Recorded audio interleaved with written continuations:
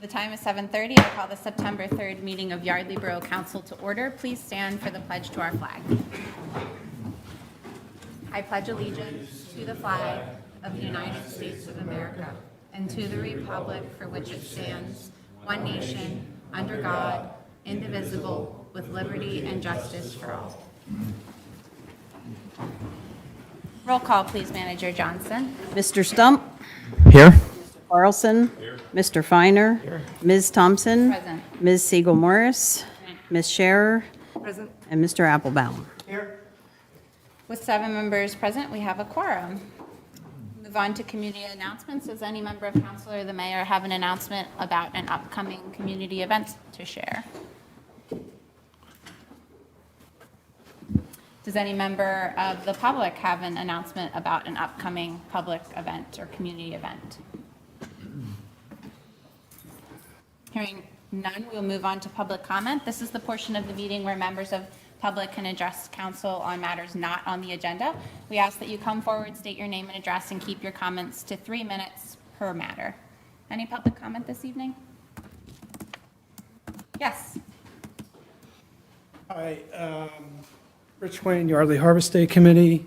I am once again asking council for a save the date for next year's Harvest Day, September 20th. It is our traditional third Saturday. It does not interfere with any Jewish holidays. Thank you, Mr. Wayne. Do we normally do anything formal with this? Remind me. You give me a consensus, and we go with it. Good? Sounds good. Consensus?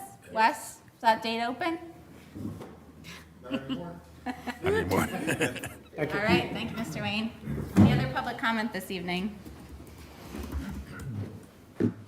Hearing none, I'll close public comment. We'll now consider the consent agenda dated September 3rd, 2024, which includes 3 items. Approval of minutes dated August 20th, 2024, event permit for Beerfest on October 19th at Fitzgerald Field, and consideration of Mary Yardley Bridge Pedestrian Bridge Replacement Payment Certificate number 5. I will ask that we remove item A. Does any other member of council wish to remove an item from the consent agenda? I would entertain a motion to approve items B and C. So moved. Is there a second? Second. Motion is made by Councilperson Segal-Morris, seconded by Councilperson Scherer. Discussion from council? Public? I'll call the question. All those in favor, please signify by saying aye. Aye. Any opposed? Abstentions? Motion carries unanimously 7-0. I'd now entertain a motion to approve the minutes dated August 20th, 2024. So moved. Is there a second? Second. Motion was made by Councilperson Scherer, seconded by Councilperson Feiner. Any discussion from council? From the public? I'll call the question. All those in favor, please signify by saying aye. Aye. Any opposed? Sorry, I'm not an aye, I'm an abstention. Motion carries 6-0-1. Police chief's report, please. Thank you, ma'am. I have 2 months' worth of statistics for this evening. The first is July 2024. The police department investigated 676 calls for service, issued 2 parking tickets. We issued 83 traffic citations, 2 non-traffic citation, investigated 2 motor vehicle accidents, and made 4 arrests, one of which was for DUI. In August of 2024, the police department handled 647 service calls, issued 3 parking tickets, 67 traffic citations, 2 non-traffic citations, and investigated 6 motor vehicle accidents, with 3 arrests, none of which for DUI. And that concludes my report, ma'am. We have before us consideration of the September 3rd, 2024 finance report. Are there any issues with the submission? Otherwise, it will be accepted by consensus. Manager's report, please, Manager Johnson. Okay, just a quick August review. Reminder, trash and recycle for this week because of the holiday will be Thursday for trash and recycle. Friday will be, not Friday, where are we? Saturday it'll be trash as regular. The budget process is going along nicely for 2025. Right to knows, we had 4 requests in August. There's no current appeals. Mary Yardley Bridge, we're waiting on an acceptance letter from DCNR, hoping to close this out at the next council meeting with a final payment and everything. Zoning, we had 7 applications received. Zoning Hearing Board had 2 hearings on the 26th. One was denied and the other received their variances. Building permits for the month of August, there was 9, still continues to be a little light. 5 UNOs, 1 trash certification. Real estate transfer tax has not been received as of yet for August, so we should be getting that within the next couple of days, and I'll let everybody know at the next council meeting what that was. Thank you, Manager Johnson. Engineers report, please, Mr. Foley. Thank you. We've issued our engineers report within the council's packet. Are there any questions? Okay, that concludes my report. Nice and easy. Well, I do have a question, sorry. Sure. I do, well, I didn't realize you were going to skip right to that, but that makes sense. If you could just update the public on just the submission, when the submission to PennDOT will happen for the Phase 3 of the sidewalk. Yes, for Phase 3 of the sidewalk, we are currently working on our design so that we could prepare, that we're preparing the HOP submission, and we're looking to submit that on September 13th, by September 13th, that's a Friday. Okay, great, thank you. You're welcome. Any other questions while we're here? Okay, Mr. Foster. Just one thing, thank you, Madam President. The acquisition of the Pico lot, it looks like it's going to occur this week. The couple documents needed from Pico have arrived. We're expecting the deed package to go out from the title company tomorrow, hopefully with everything to be dated and signed as of Friday. Excellent news, thank you. Finally. Any questions on that? Mr. Wayne wants to clap. Let's Yeah. All right, Let's get rid of those weeds. all right. And that's all. That's all. Friday after closing, we'll go out with our weed whackers. Mr. Mayor, No report this evening, thank you. thank you. Moving on to council member reports, starting with Councilperson Segal-Morris, please. Experience Yardley is meeting, I believe, next week for their board meeting, and there's a Canalween meeting tomorrow evening that I'll go to. So planning is underway for that. So, and just in time for the Pico lot. And so I'll have more of a report from them next time. Excellent. Councilperson Feiner. Well, the only public works thing I'll add to what's already been spoken about is that we're working on putting together the zoning application for the Judy's Garden North Main Street property that's being donated to the borough, and hope to get that on the docket for early next month. Great, Thanks. thank you. That concludes my report. Councilperson Carlson. General government, as Manager Johnson alluded to, we've been working on the budget. We've got inputs from everybody, and we're working through what the implications are. And so that's coming together nicely during the month of September. Will probably be totally finalized. And then also later on the agenda, we'll be talking about update on short-term rentals and where we are on that and what the next steps will be. So I'll update that later. Thank you. Councilperson Applebaum. No. Thank you. Councilperson Scherer. No report. Thank you. Councilperson Stump. No report. Thank you. Discussion items this evening. I do have one that I forwarded to Manager Johnson forwarded to everyone. It's regarding the proposal for a new ad hoc committee of council. Hold on, I'm just opening up the attachment. It would be called the Ad Hoc Elevation Resident Advisory Board, or ERAB. I'll just read this.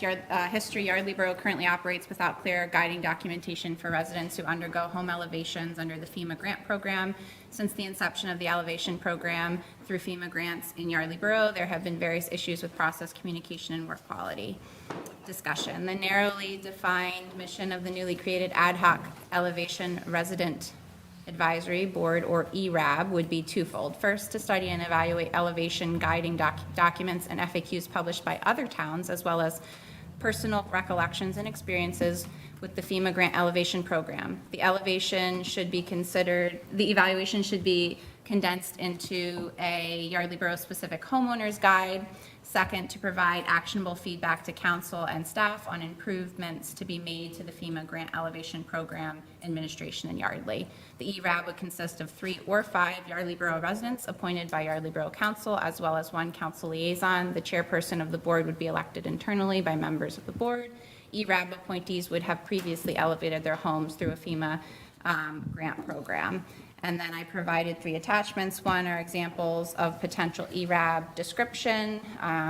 2 would be a guiding document, which is eligible versus ineligible expenses, which seems to be an area of common miscommunication or confusion. And then other guiding documents are suggested were FAQs that I found from other towns. So just socializing this prior to next meeting and seeing if there's any inputs or feedback before we talk about it more next time. Thank you for putting this together quickly. I think it's a great idea to look at our elevations and see how we can improve them. We've been very successful as a borough doing the elevations. At the same time, there's always room for improvement, and when issues come up, it's good for us to take a fresh look, and also to do it in such a way that future homeowners that are considering doing elevations, that they feel confident that the process will go well and that they're not dissuaded from that because of problems that happen, which are a kind of par for the course to some extent, and then to another extent, some things can always be improved. So thank you for putting it together so quickly, and I look forward to having it happen. Sure. Thank you. Any other feedback?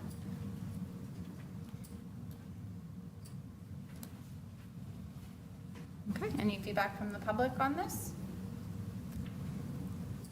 It's a fantastic idea. Your name and address, please, just for the record. Oh, sorry, Elise McGrath, 93 North Delaware Avenue. I think that this would be very beneficial to the entire borough and to the entire process. So I thank you. I think it's an awesome idea. Thank you so much. All right. Wait, we have one more thing. Oh, yes. Hi, Patty. Same.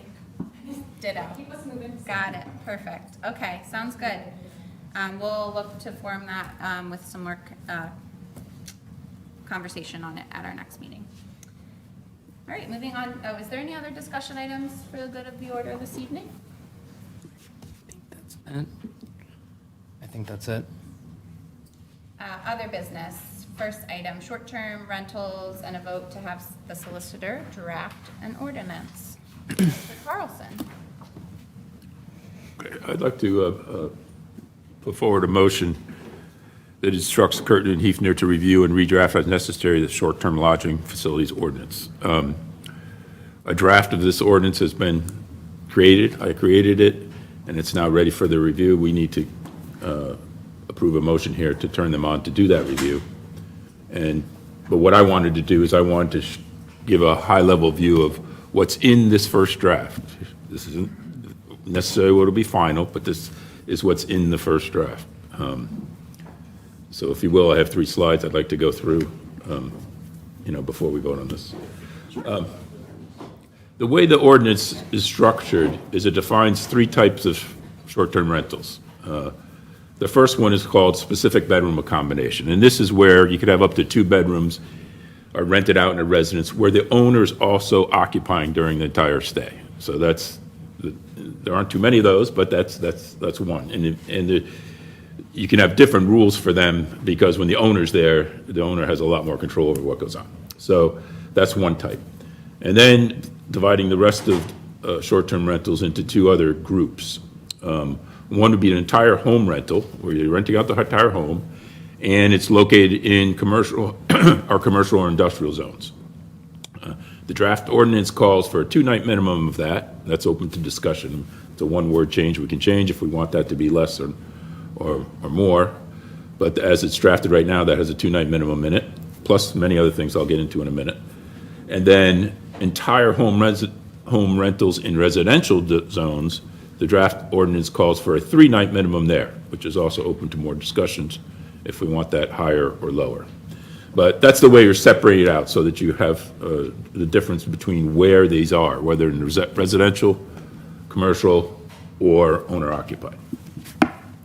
Next slide, please. Okay, so all three types will have the following key requirements that are in there. They'll require a licensing process. There'll be 2 inspections per year at the owner's cost. $500,000 minimum property liability insurance will be another requirements in there. Proof of payment of the Bucks County lodging taxes, as well as sales and use and business privilege taxes. A maximum, this is one thing that, by the way, these things that have come out of here have come out of the working session we had last November, one we had earlier this year, inputs from the Planning Commission, and inputs from interested residents. I tried to put as many of these in there as I could. And this is one that came out of planning, I think it was. Maximum of 10 short-term lodging licenses permitted for year 1, just to get us off the ground here. Licenses will not be granted for adjacent properties or more than 1 property per block. That was an input I got. That's something that's in there. We'll see if the idea is so you don't have the whole street turned into it. And then have an annual review of the ordinance by council to determine the quantity and locations permitted the following year. So we run this for a year, maximum of 10 of them out there, and then we decide maybe we want to open that up or have different amounts in commercial versus in residential. I don't know, but have a process to review here for at least the first couple of years. Okay, next slide, please. In addition, maximum of 2 persons per bedroom, and there's definitions of what a bedroom is in the ordinance and stuff. It's 9 pages long, the ordinance, so these are the highlights. Maximum of 2 persons per bedroom, plus 4 additional guests for whole house rentals, 1 vehicle per guest room. If the STR is within a homeowners or a condo association, their documentation from the HOA is required if the STRs are allowed. In other words, if the HOA doesn't have any rules about short-term rentals, a lot of them do, by the way, then you got to provide that documentation when you apply for your license to make sure it's kosher and allowed in those areas. If the short-term rental is located in the floodplain area, specific flood-related instructions must be in each rental agreement and posted in the unit. So the people sign up to know that these are what you're renting here, and these are the short-term rules you got to go by. And so obviously we have to come up with exactly what those are, but have those. And then a local contact person must reside within 20 miles and or 1 hour driving time from the rental unit. And then this last one is a short sentence, but it's got about 4 pages in the documentation. There's a detailed process in there for suspension, revocation or non-removal of license, and a process for, if there's noise violations or other violations, and how quickly you can act, and make sure you can do it all in a timely manner. The bulk of the inputs for this short-term rental draft that's up there, a lot of it came from looking at other townships around us and boroughs, New Hope and Lower Makefield. A lot of the pieces are from that. There's also some inputs from some other consulting firms, conferences that I've gone to on the topic. So that's at a high level what's in the draft. And now, what we're voting on now is to have the solicitor's office make sure it all jives, the connections to the zoning. It'll be probably a separate chapter to make sure we haven't created any conflicts technically in it, because that's not my forte. So we'd like to, so that's the summary from my perspective of what's on the table. Thank you, Councilperson Carlson. Let's have a motion on the table, and then we can discuss. The motion is to send this to the, Have the solicitor draft or redraft the ordinance for short-term rentals. so I'll make a motion to have the solicitor draft an ordinance for short-term rentals based on this. Thank you. Is there a second? Second. Motion was made by Councilperson Feiner, seconded by Councilperson Carlson. I would just like to start the discussion. Thanking you, Councilperson Carlson, for all of your work on this. You've saved us a lot of money, I think, and that it won't, I hope, need to be redrafted too much. And it's I hope also, it's close. I think you picked items to include that have already been pressure tested in other towns. So that feels right to me. Any other discussion from council? I just want to echo what you said, because I know you did a lot of research, and there was a lot coming your way. There are people who feel very strongly on one side of this issue, very strongly on the other side, and somewhere in the middle. And when I look at this, I can't really tell which direction it takes, which I think is a good thing, because it seems to encompass various viewpoints. And the other thing that strikes me about it is that it's very low risk, because the borough puts it out there, tests it. If it's not good, it gets more restrictive. If it's fine, we decide. So I think that's a smart direction, and I appreciate the work you did on it. I have a question for you, Councilperson Carlson. Do you feel like you have thrown in everything that has been mentioned or suggested to kind of start with a robust and then perhaps pare it down throughout the public hearing process? Or are these all items that you would personally think should be included? There's quite a few of them I'll go to the mat on. I'll try to articulate, when we get to that point, why I feel strongly that they should be in there. Any that you don't feel strongly on, though, that you kind of threw in there because they were mentioned, or are these all ones that you think should make it final? Well, the one the very first thing is to whether you want to restrict the number of nights and restrict the number of nights differently in residential versus commercial and industrial. That's, you can debate that many different ways. So that's one that, I think we'll need to have more discussion on and input on. And I think it can work either way in terms of more restrictive or less. And the enforcement aspects that are in there, I'm happy with, because they've come from other places that have had issues and have tightened it up. So, I hope it's not too confining, and it allows us to really get control under it in a better way and allow them to operate. I guess my sub point to that is, if there's something on here that you don't 100% agree on, this is not the end-all be-all. We're just drafting the first draft, and then it's going to go through the normal ordinance process with all of the inputs and room for deletions if necessary. Definitely, yeah. Any other comments from council before I open it up to the public? Okay, public comment on this item? Yes. Mr. Celentano. John Celentano, 136 North Main Street. This is an excellent thing to do. It sounds like that draft is really well constructed. I just have one question. Is there going to be a restriction on the number of parking, on-street parking allowed? We already have a parking challenge in the borough. Some communities, when they write these, require that no more than one or two cars can be parked. This one is written as one per bedroom. So if you have a three-bedroom not a condo, sorry. If it's a three-bedroom house and the definitions of bedroom are all in there, then that could be 3 cars. Even if it allows it. You're not trying to put I guess I would be in favor of, but it's irrelevant to me because I'm not going to rent my house. But I would be in favor of something that said there must be enough spaces in the driveway to accommodate all your guest cars and still keep what you just said.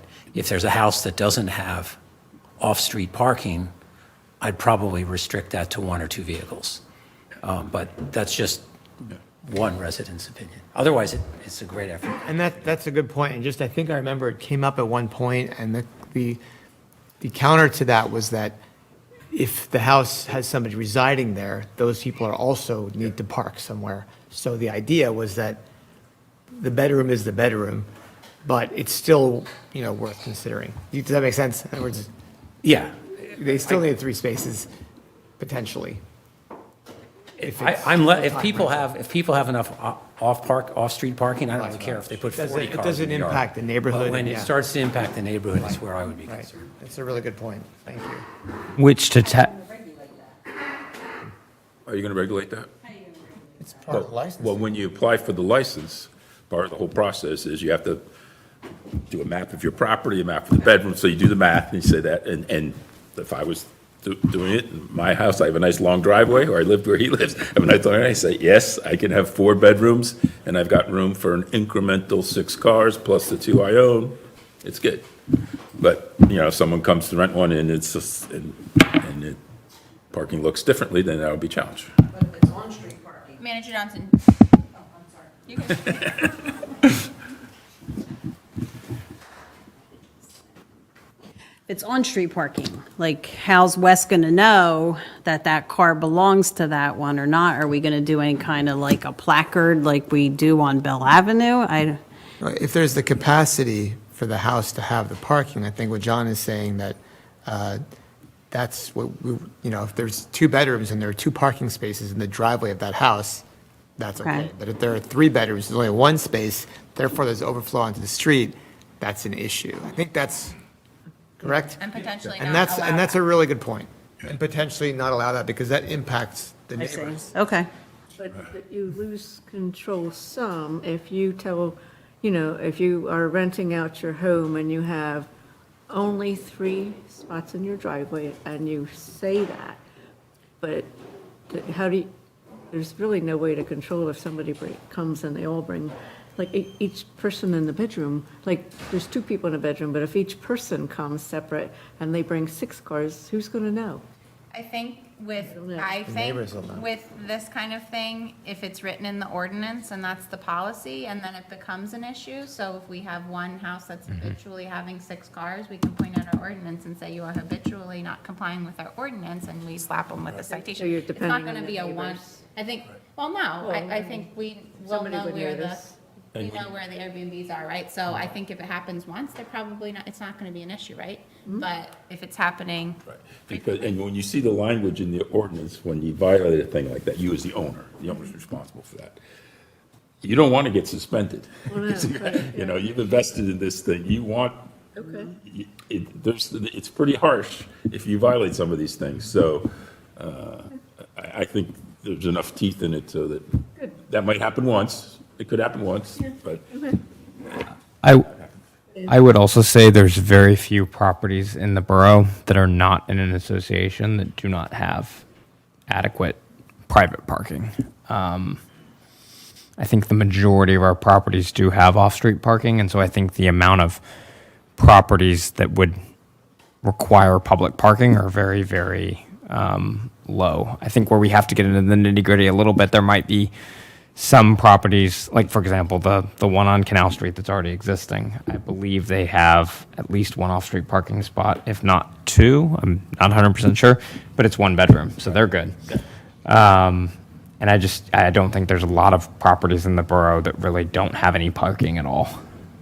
I think we do have lots of properties that only have 1 or 2 though, so I think when this comes to vote, or when it comes to, we get the first draft, some of us may advocate, I don't want to allow any on-street parking at all, and that could be a very fair stance to take.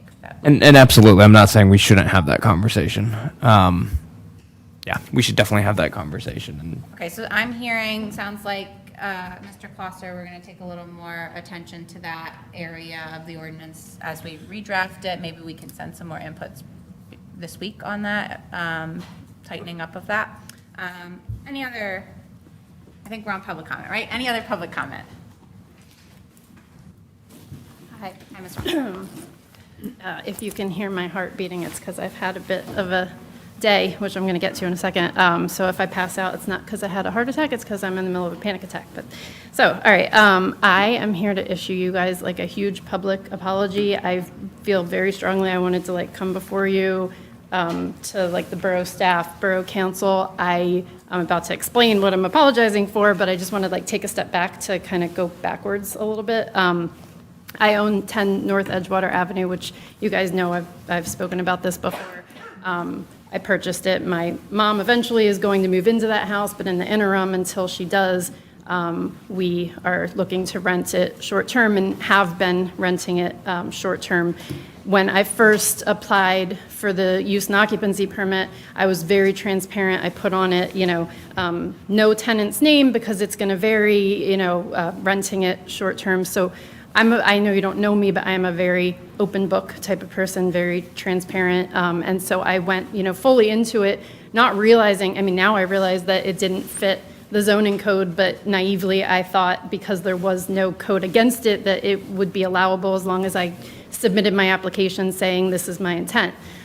So I submitted the application saying that I was going to be doing short-term rentals, and then of course, found out after the fact that I could not do short-term rentals, and then immediately, kind of approached you guys about, hey, let's get together and start an ordinance, and I'd love to follow, the code and law and whatnot that, everyone comes up with, which I think is great what you've come up with. It's really well thought out. But so taking a step back, when I first had found out that I couldn't operate the short-term rental, I had received a cease and desist letter to both my personal home in Yardley and to my P.O. box. And just a quick clarification, the reason I have a P.O. box is because I learned the hard way with one of my long-term rentals when I had to evict a tenant for non-payment, and he showed up at my personal house, and it scared the crap out of me that a tenant knew my personal address. I then started, purchasing future properties with, I have a box at the ship and print. And so that's just to keep my home address from being available to tenants. But I don't use that box for regular mail. I don't, it's strictly for what my homes are purchased under. So the only thing that comes to that P.O. box is junk mail and tax bills.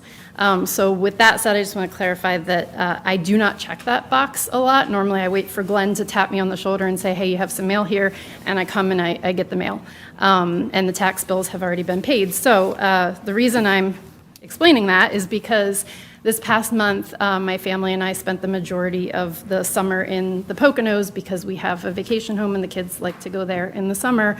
We were not physically here for the bulk of the summer, and we did not check that P.O. box.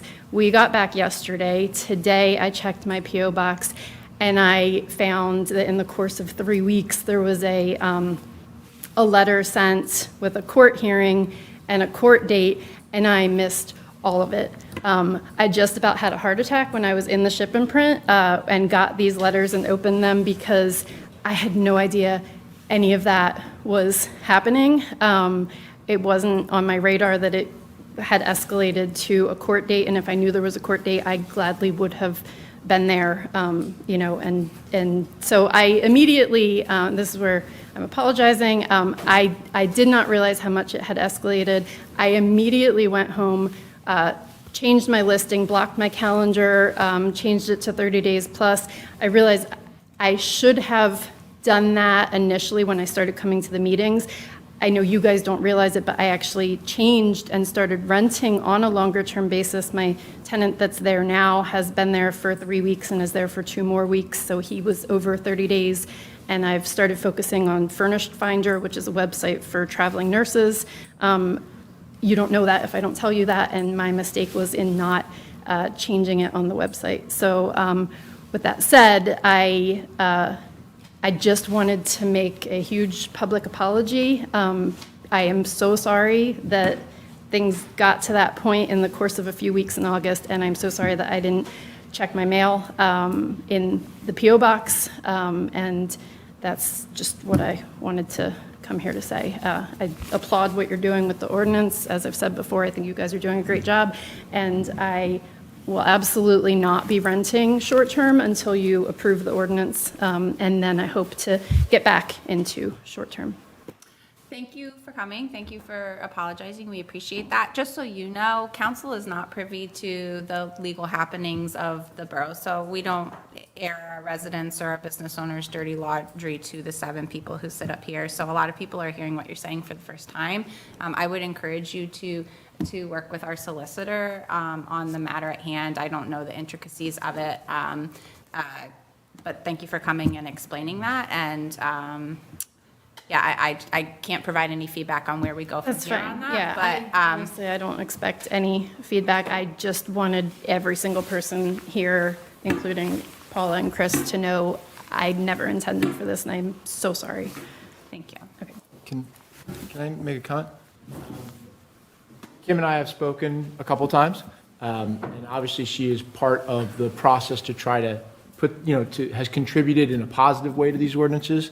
I would just hope that maybe council could ask our solicitor if there's any way we can help her out with the procedure with the court, that we could try to do that. Again, not doing anything, we wouldn't do it for any other resident, but obviously Kim's tried to be a good part of this process, so maybe we can try to help her out with the court. So again, I'm not sure about the process. It's with the court now, and I think that if you're in compliance at this point, I'm not sure what would happen, but I guess provide written notice that you're in compliance, and then we'll take a look at, obviously, we can't do anything differently than what the normal legal process is. But yeah, that you're in compliance now is great news. Thank you. And I appreciate that you've been just been very upfront about your situation, and you have been working with the borough, and, this explains a lot, so thanks. Any other public comment this evening? Yes. Welcome back. Thank you for having me. My name is Heather Brinkworth, 146 South Main Street, Yardley, Pennsylvania. You're all good. Hi. Councilmember Carlson, thank you so much. You clearly put a lot of work into that, and I was worried. So thank you. You put it's beautifully fair. You clearly put your heart into it, and thank you. And and it looks to me like you thought about everybody, and I really appreciate it. Long way to go, though. It is. Well, hopefully not. How long do you think it'll take? I don't know. Okay. Anyway, A few months at least, yeah. like 2, 3? Okay, anyway. That's been around for a while. Things go very slowly in Yardley Borough. We will try to do it as quickly as possible, though. Okay, I would just like to offer just a couple suggestions. The time limit, just something that goes on behind the scenes in the computer program, on the Airbnb program. We can actually give discounts for longer stays, and shorter stays are more expensive. So when considering 2 nights, 3 nights, 4 nights, we want, as business owners, we want the longer stays. And we charge more for people who are staying for shorter times. Just a little information. If anybody's running their Airbnb in business for profit, that's what they're doing. It's a lot more work. The more turnover, it's a lot more work for us. We have to pay people or do it ourselves, et cetera. The next thing, parking's a good idea. Nobody wants to disrupt their neighbors. Next thing was the owner that lives there. Just a recommendation. I'm a business owner. I have a lease with my mother for the property. So just a recommendation, not everybody is privileged enough to be an owner who wants to rent out, but is still living there. A renter. I have a lease with my mother to rent. That's just something to consider. I would still be in business if that ordinance 465 said a business owner has to live there. I could be running a bed and breakfast right now.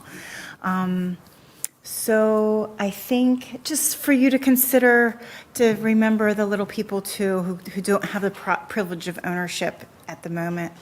I think that's all I can think of. Yeah, thank you. Just aside, though, I'll provide you some feedback on what the process looks like from now. I didn't mean to disregard your question. So once it goes to the solicitor, typically, I would expect we probably wouldn't have it on the agenda until the first meeting in October. Does that sound reasonable? Fair enough. So then it'll be on the agenda. We'll discuss it. We'll make any changes. If we're happy and we can pass a vote on it, then it would be advertised. I believe it has to be advertised for 30 days. And this one goes to Bucks Planning as well, correct? They typically are about a 30-day turnaround too. So realistically, if everything goes super smoothly, which because we've done so much legwork, it might, we're looking at 3 months. Okay.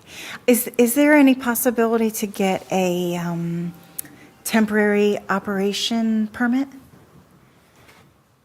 Not that I'm aware of, no. Okay, great. Thank you so much.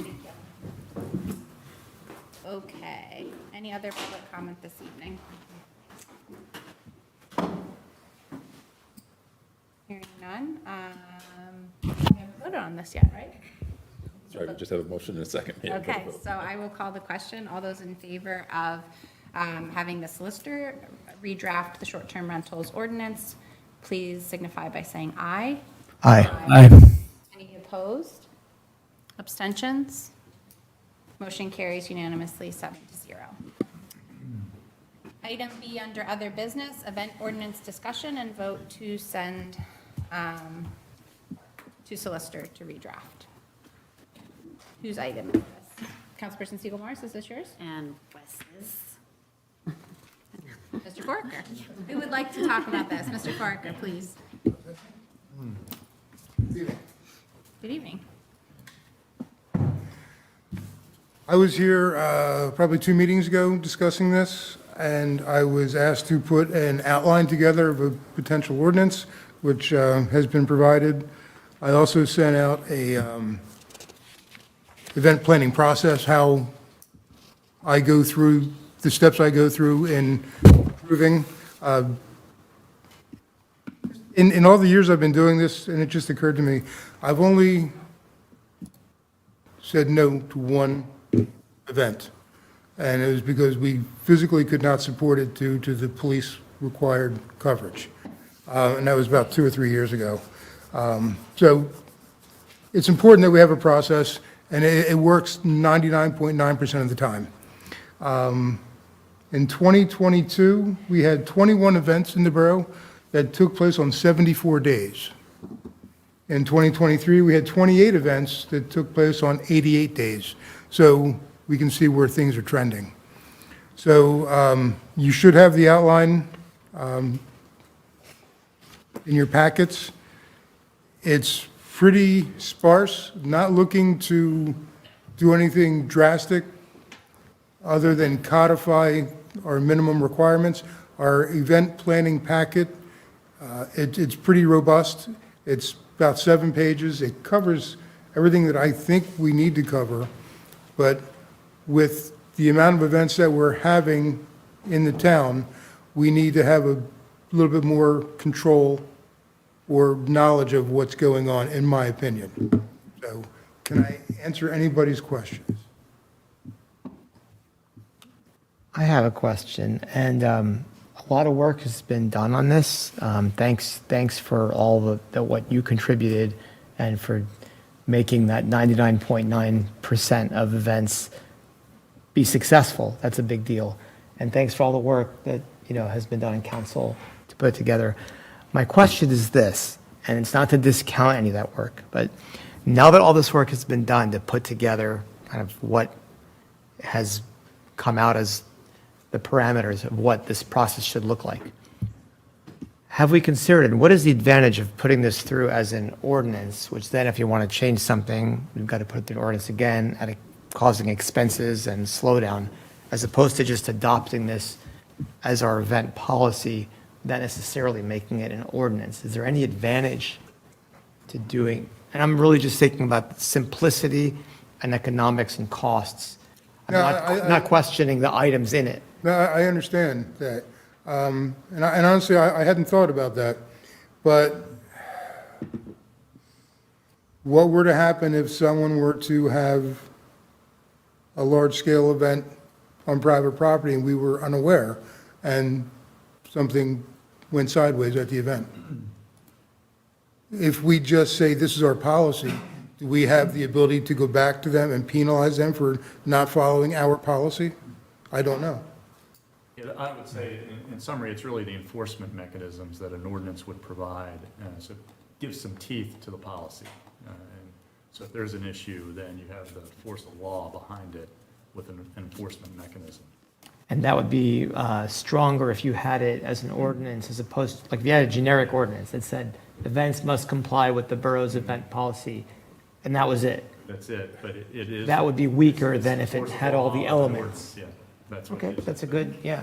Yeah, as I mentioned the last time we spoke about this, I did have one event promoter tell me this year, I don't have to speak to you.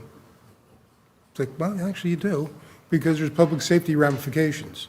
And I was able to, and I've always been able to do this, bring them into my understanding so they saw what I was attempting to do.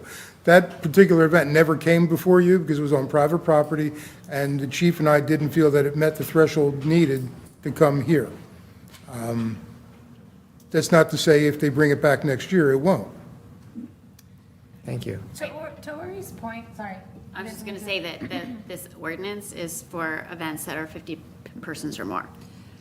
Yeah, so I think we might need two things, because if I recall correctly, the series of events that brought us to feeling like we needed something written down that was clearer was around the cleanup at the river with Spearhead, and that there was a ton of back and forth, and it seemed like it could be simplified a lot, and we were like, hey, if we had something written down, that would be great for a person who wanted to host an event to be able to go on the borough's website and be like, boom, boom, boom, here are the steps that I need to take to host an event. So I don't think that event would have qualified for that 50-person threshold. So I think perhaps we need this ordinance, but also a policy that dovetails in, that would cover all events, so that, because we want to know regardless of the size, right? Especially if it's a political rally or something like that, we would like to know about it so that we can plan accordingly. So I don't know if that plays into what you were asking a little bit too, like, do we really need kind of an FAQ document as well? Policy document? I mean, I think that is, yeah, I mean, I'm really just trying to approach it with an open mind of what the problem we're actually solving, and make sure that we're solving that problem as well as we can. So I think there is some, how many events are you aware of that are below 50 people? Well, they all need permits, right? Actually, no. As for instance, this weekend, the Girl Scouts are hosting a badge. There's 25 Girl Scouts working on a badge. They asked for permission to use Buttonwood Park. There's 25 girls. They got a permit, but under this, they wouldn't necessarily, well, actually they would, because they're using Borough Park. There's another event that's going on in October that does not require a borough permit because it's being held on private property. I'm aware of it, the chief's aware of it, I've made EMS aware of it, but it's on private property. But they're probably going to have over 200 people. So I'm aware of it, and I've notified our emergency response organization partners, but we're not making them do the full permitting because it's being held on private property. I guess my question would be, have we had experiences that events have happened where they haven't gone through this process, you know, or the chief didn't know about it, and all of a sudden, whoa, there was some events happened? Yes. A couple of years ago, we have an annual bike ride. It comes through town. Actually, it's going to happen this weekend. The first year they did that, we had no idea. And unfortunately, they scheduled the same day as the Friends Flea Market. So now we've got 150 bicycles coming through town. We have one cop on duty, and there's 1,000 people down at the Friends. And this cop is already bald. He's pulling his hair out. So that was a stressful day for him. So that organization that sponsors the bike ride, once I got in touch with them, they completely understood. They're in full compliance now, and we converse all year long to culminate on this weekend's bike ride. It starts in Lower Makefield. It's a 50-mile bike ride. They go north on the towpath. They come back. So, yeah, these things have happened, and we've been able to. The other use case is just folks, because there's not an ordinance on the book, not thinking they need to speak with the borough at all. Right. Yeah, that's what I was trying to get at, is it often that we're missing them? But like you need like a permit, a moving permit, right, in our borough? It's like, what is it, like $1 or something to move? That's free, but you need a permit. So is that an ordinance, or is that just a policy? Ordinance. That's ordinance. And what happens when like people don't do it? We don't know yet. Right, okay. Well, I used it as leverage. Right. well, they don't get taken off the tax rolls, and then they may get a per capita and occupancy Exactly, that tax. happens also. Like the people who lived at my house 3 years ago, and then I get the notices that they've been sent to collections. Well, we could, for example, say we want, I don't want to like take this away from, this is a 50-person over thing, but to what you were saying, we could include the idea of being notified. If it's less than 50 people, we just want to be notified. If it's more than 50, this is Sure. A Is that couple months helpful at all, ago, or is that really, is that? a resident a few months ago reached out to me. They asked for the event packet.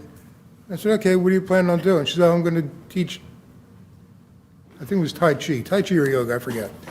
Okay, where do you want to do it? They want to do it at Fitzgerald's Field. Okay, no problem. What date are you looking at? Date's open. How many people? She's like, oh, it's just about 6 or 8 friends. I said, have a good time. Yeah. I'm not going to, because if we follow the packet, they have to go get insurance. Right, I think that's not what parks are for. right. And that's not what we're about. So I'm looking back at the history on this. So you said on July 25th, at the June 18th work session, I was tasked with drafting an outline for the proposed special event ordinance. You also requested I look at other municipal ordinances for comparison. Attaches my draft in Excel format, so you may attach comments. I am also attaching a quick process guide and the municipal ordinances that I viewed. It would be great if comments could be returned to Kim and I by August 10th, so we could discuss on August 20th, and you didn't receive anything, right? No. So you are looking for comments or for permission to send to council. So I'm just trying to get us back on track here. So it sounds like there might be some inputs on this. So what do we want to do with this? Do we want to have the solicitor draft, or do we want to have community outreach and public safety markup? Did public safety already mark up? Yeah, we put it out there and sent it all committees in July. I had no comment because I liked it the way it was.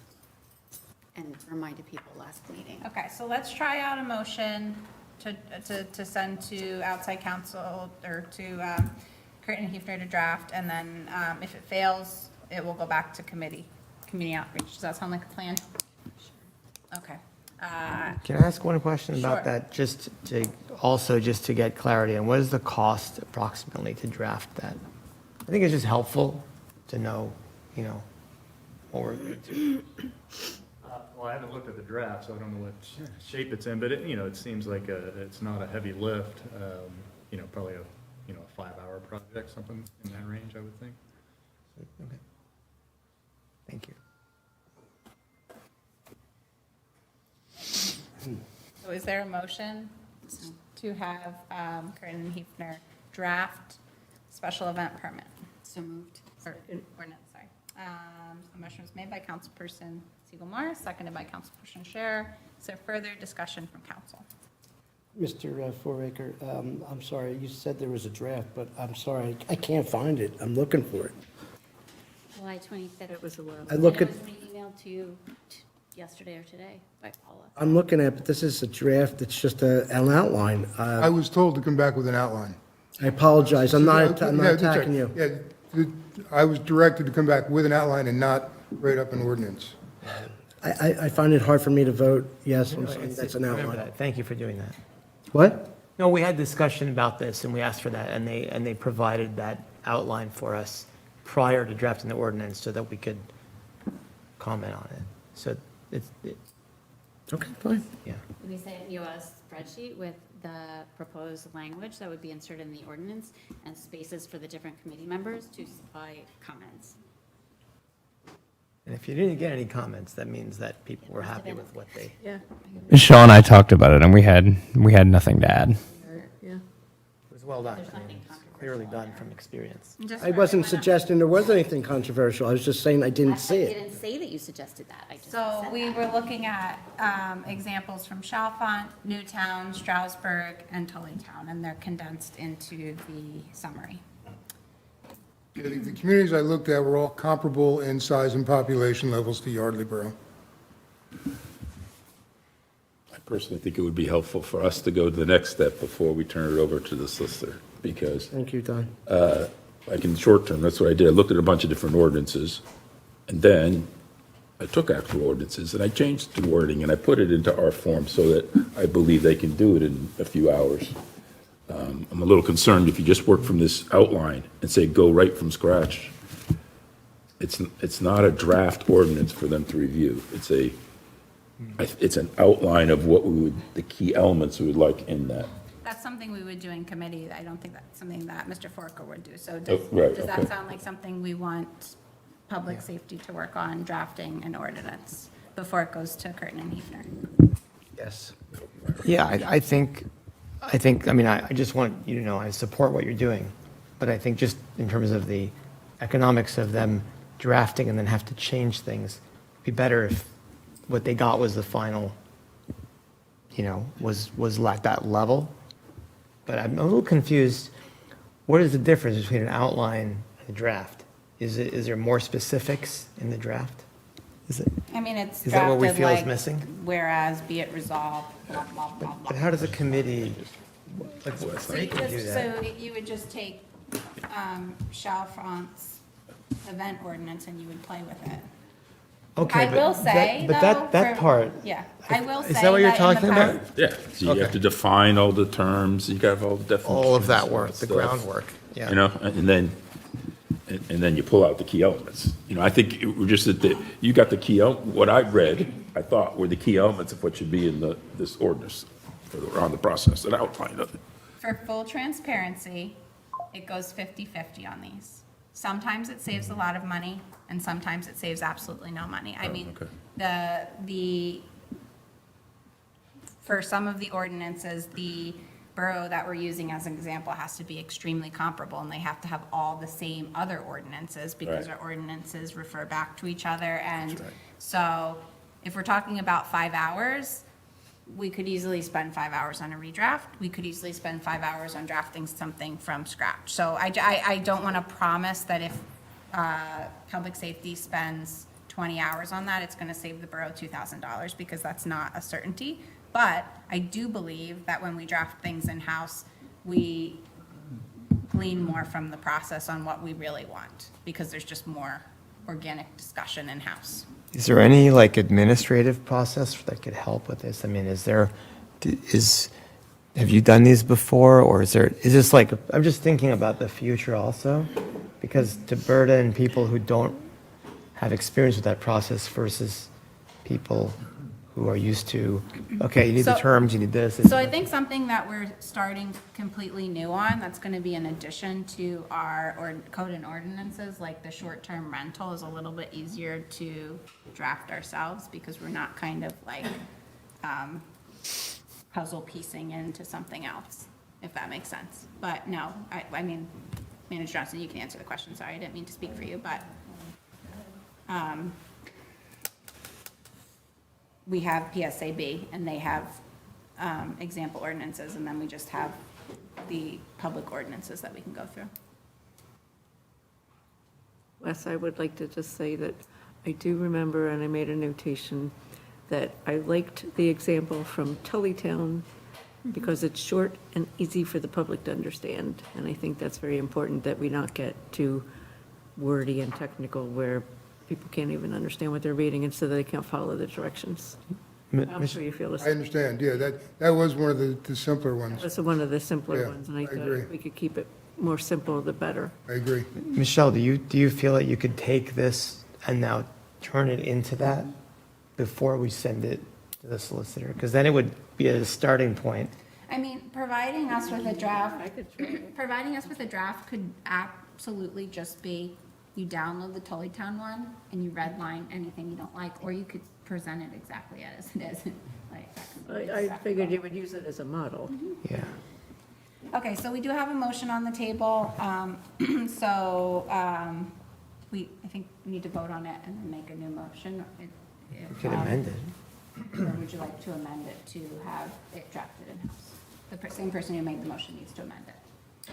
And draft it in-house, that's fine, we'll have it for next meeting. Motion was made, does the same person second the amended motion?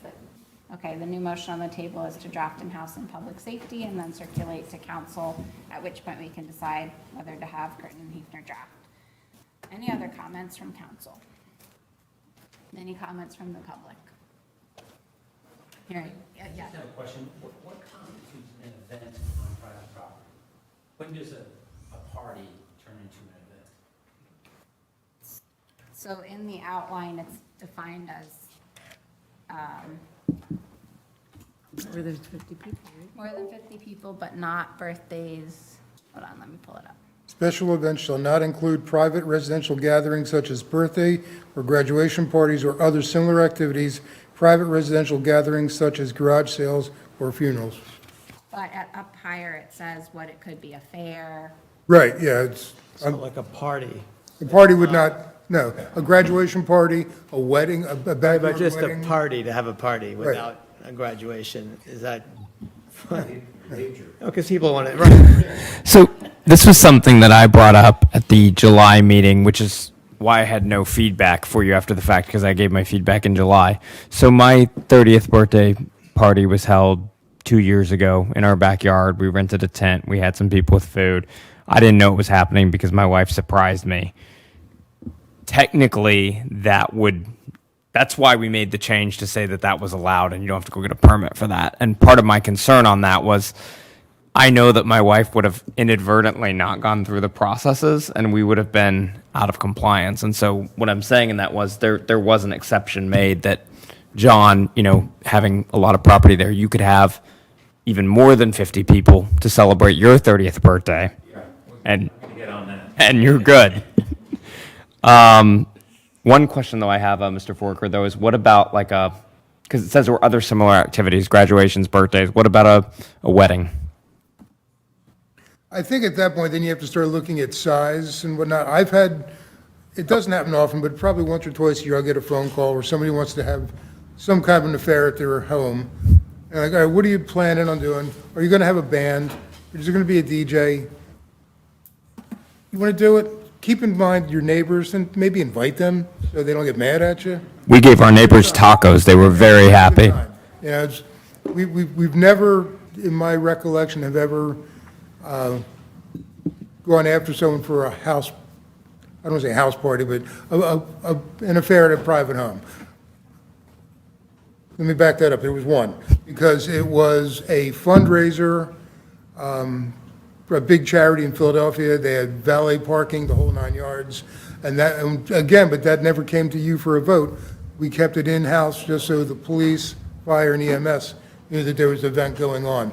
I had them do the packet, but we didn't bring it up to a vote here. So it was a big to-do at a house. Yeah. So going through the allowable paragraph. Above that, though, it says 50% or more attending assemblies, and they define it as carnivals, fairs, open-air concerts, parades, and other commercial or non-commercial events. It's a little ambiguous. Sure. And that's because it's not an ordinance yet. Right. So I'd say to tag on that, I think that's where the language just needs to be very, very clear. List everything. Because a wedding could be 10 people, it could be 200 people. Sure. And so that's where I think we have to, especially if we're saying that certain events, even if they're over 50, you don't have to go through the process. But I think it's going to be very difficult. I'm sure we can do it. I think it'd be difficult to list every, for instance, you can have a 200-person wedding at Mr. Celentano's property, but then there's going to be parking implications. Right. So, the 200 people isn't the qualifier. It's the implications to the rest of the town and the public safety. What about the idea then of using parking needs off the property or sounds like music that go beyond the property as kind of, or other sort of parameters that you could kind of define what's happening as opposed to the type of event? You get what I'm saying? Because the concern is the cars more than this is a wedding or graduation. I don't know. Some people have very fancy graduation parties or mitzvahs or, it starts to get into this thing about what are you calling the event versus what's the impact, which I think is the part that you really want to have some control. We're interested in the impacts and what the event is. Right. If there's no impacts to the borough as a whole, have fun. And that's what it's all about. But when you're going to have traffic or parking, people crossing busy roads, like a state highway, we have a couple here in the borough, then there's concerns.